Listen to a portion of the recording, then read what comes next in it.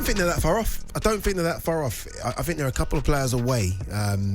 Manchester United, maybe not from challenging City, but being there or thereabouts. Transfer insiders Adi Oladipo, Rory Jennings. How far do you think they are away? I don't know if I've ever disagreed with somebody's words more than I've just disagreed with yours there. You think they're that far off? Yeah, of course I do. I think, in terms, what are we talking here? We're talking about launching a serious bid for the title. I'm talking about being one of the contenders to challenge City. So you automatically, I'm guessing you're going to say Arsenal, Liverpool.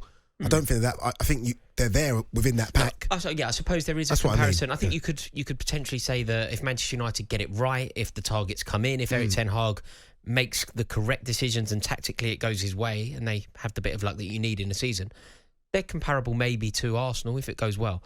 But they are totally incomparable to Man City. Sorry, I thought when you said that they're not far off. I'm certainly not saying off City, because City are in another league. Yeah. Do you know what I mean? Forget them for now. We're just talking about who comes second here now. Yeah. And I'm talking about the second race. Let's welcome in Beth Tucker from the United stand. Beth, really appreciate you coming on. How far are you away, do you think? Hi, thank you for having me. I agree with what you just said there. I think we can compete with the likes of the Arsenals, and I think, with the likes of the Newcastles now, which, by the way, if they sign Tonali, what a transfer that would be. But Man United and Manchester City, it's a huge, huge gap. Like, just watching the Champions League final, I mean, watching the FA Cup was a big enough indicator on that. The difference in quality, that wasn't even Manchester City's best game at all. Like, it wasn't even a good game for them, and they completely outplayed us. So there is a huge gap, but you've got to start somewhere, and I think it's important we get a good transfer window in to kind of start bridging it a little bit. Yeah, what is a good transfer window? There's been a lot of talk about Mason Mount coming to the club, Declan Rice potentially as well. For some reason, I don't understand why the Harry Kane discussion has gone quiet, because if it was Sir Alex Ferguson, Harry Kane would have been a Manchester United player, no doubt about it. What's a good window? That's the problem, isn't it? Like, Manchester United, they should be getting Harry Kane. Like, in my opinion, to not get Harry Kane this summer is really disappointing as a Manchester United fan. I mean, Spurs aren't going to get top four next year, in my opinion. I think they should get the money for him, reinvest. I know Daniel Levy is hard to deal with, but Manchester United should be all over that. I think the money's just not there, or if it is there, I know we've got a few issues with financial fair play. It's being begrudged. I don't know if that is because of the ownership, because we keep getting told that the ownership doesn't affect it, but it's hard to believe that when these talks just keep on going.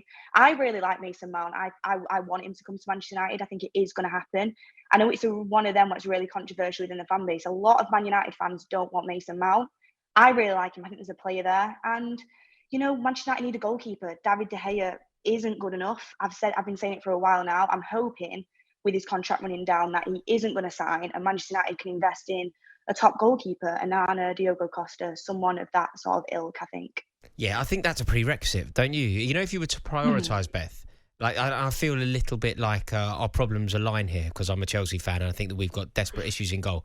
But if you don't sign a new goalkeeper, there is a ceiling as to how well you can do. Like, you're never going to be able to play the Ten Hag way, the Ten Hag system, everything that he envisages to be played at Old Trafford. It won't happen with David De Gea in goal.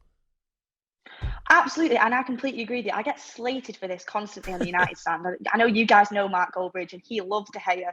So me and him have like a little bit of debate over it, and I get slated constantly for saying that De Gea is not good enough. But the facts are he's not. And I said to everyone, I was like, if David De Gea was this goalkeeper that everyone makes out, he's on a free transfer. Somebody would have come in for him or offered him something. There's been nothing apart from Saudi Arabia. Erik Ten Hag clearly is not bothered about keeping him, or else there would have been a decent contract offer there that he would have signed. And like you said, like, you look at the Champions League final, it's the biggest indicator.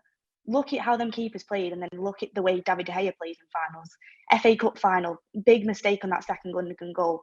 The way that, even Stefan Ortega, who is City's second goalkeeper, the way they can play their football because he can play out from the back compared to David De Gea, it's night and day. So to kick on with Erik Ten Hag style football, we need a keeper. And I agree with you in the fact, Kepa, I don't think is good enough, but it looks like he's staying, isn't it? Yeah, he does. Beth, that's quite interesting. Does Mark Goldbridge, does he see a world where David De Gea can stay in goal and he can be Manchester United's number one next season? Is that like a typical school of thought amongst Manchester United fans? I thought it was just a given that he had to go.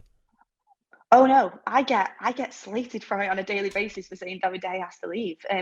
Mark has said multiple times, like, he thinks David De Gea is one of the better goalkeepers. He wants him to stay. They think, the people that want David De Gea to stay think that his shot stopping makes up for the other attributes he can't do. But when you actually look at the shot stopping, yes, he's a brilliant shot stopper, and I admit that, but it's not crazily better than everybody else's, and he is prone to make a lot of mistakes, especially in big games. So yeah, it's one of them. I would say if you ask the fan base, it's very, very 50-50 on that, which I can't get my head around personally, especially when you watch the likes of, Alisson, Ederson, the top keepers in the world. It's mad to me. Like, I have debates with people who think that De Gea is a better goalkeeper than Ederson, and I'm a United fan. Don't stop debating. I just can't. No, you need to use the block button there. That's a block on mute button immediately. You know how bad De Gea is. He's not. I think he's not the worst goalkeeper in the league, but for you to be in goal for Manchester United, one of the biggest clubs in the world, and you can't get into that Spanish squad, that's when maybe you're not as good as you think you are. If it is just a sign, and I actually think Ten Hag is going to have some money to spend. We're hearing it's around 150 million, but what is the priority then? Is it a goalkeeper? Is it a Mason Mount, Declan Rice, or is it a Harry Kane? Like, you're not going to get all four of them. If you have to get two, let's play that game. What two is it? A goalkeeper and a striker for me. I think it'd have to be. Like, we need a midfielder.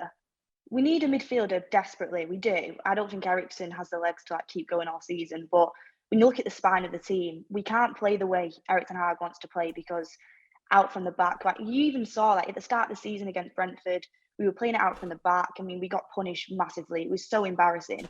And then towards the end of the season, he just resorted to just kicking it long every time, which is just not the way we want to play. So we need a new keeper for that reason.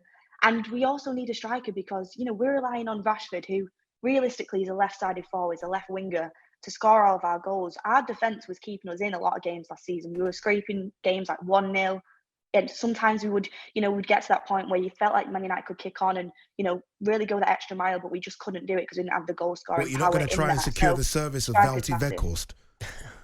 Oh, don't even. I can't believe those people that wanted to sign him on a permanent. That's what I mean. Like, if you look at that with Manchester United in the FA Cup final, you've got Haaland and you've got Wout Weghorst. Like, yeah, the comparison's crazy. That says a lot, doesn't it? Like, I'd rather, you know what I mean?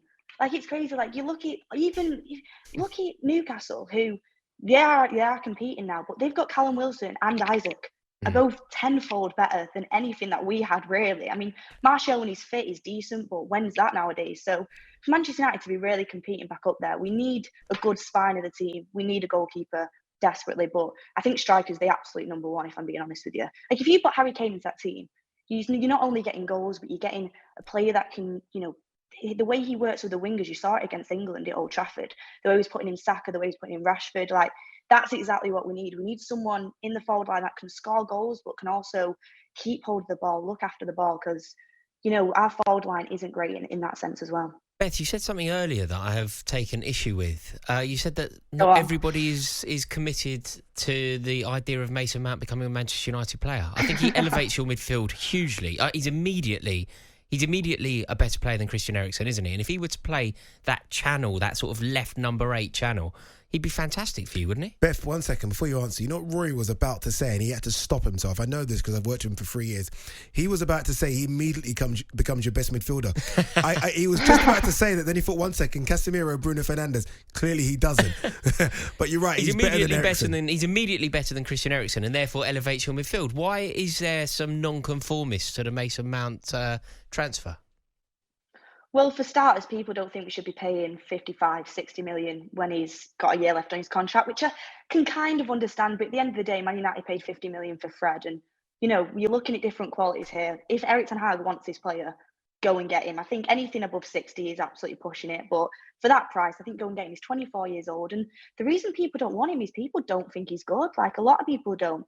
I was always, I had question marks over Mason Mount when he first came onto the scene for Chelsea. But I've seen Mason Mount when you guys were actually quite good and you were winning Champions Leagues, and I thought I really did make my mind up on him, and I thought he was a really good player with loads of potential. Even for England, I think he turns up really well, and whenever he plays, I think he puts in a really good performance. 24 years old. You've seen how Erik Ten Hag's turned Rashford around. You've seen how he's turned, Luke Shaw around, and Luke Shaw was good, but he's made him even better. Bruno Fernandes has improved, like Dalot, Wan-Bissaka. The way he's improving players, I think Mason Mount, a fresh start for him, Man United. I agree. He's better than Christian Eriksen. I think he would be better in our team because he has the technicality, but he also has the legs as well. So people just don't want him because he's had a really bad season at Chelsea, but realistically he's not even played that much, and everyone had a bad season at Chelsea. So a lot of people like to use the term like overrated English, which you get that with Declan Rice as well, which I don't understand. But for me personally, I think he'd be a good buy, and I think Erik Ten Hag can get the best out of him. I just can't believe Chelsea are going to let him go, to be honest. No, I think he wants to go now. I think it's his wishes to leave. Beth, just before we go, what's your expectations and what's accepted next season? Ten Hag's second season, what's expected? Well, it depends what transfer window he has. At the moment, it looks like Man United are moving at a snail's pace when it comes to transfers. You see Arsenal getting these deals done.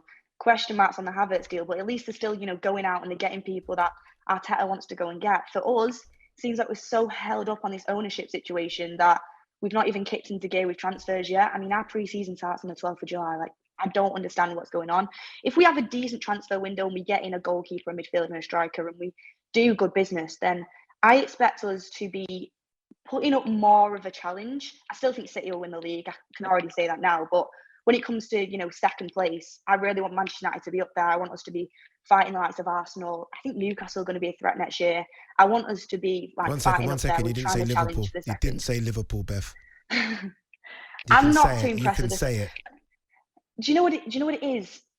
I think they've got too much to do in the transfer window, but I might be proved wrong on that one. I don't think McAllister's a good signing, but they've got at the midfield. It still needs for me another 2 signings in there, and I think they could even do with the centre back and full backs. I think they need a couple more signings. Wow, but yeah, look at that. She was doing so well as well. Unbelievable. Unbelievable. Beth, really appreciate you coming on. Thank you very much. Beth Tucker doing really good things on the United stand.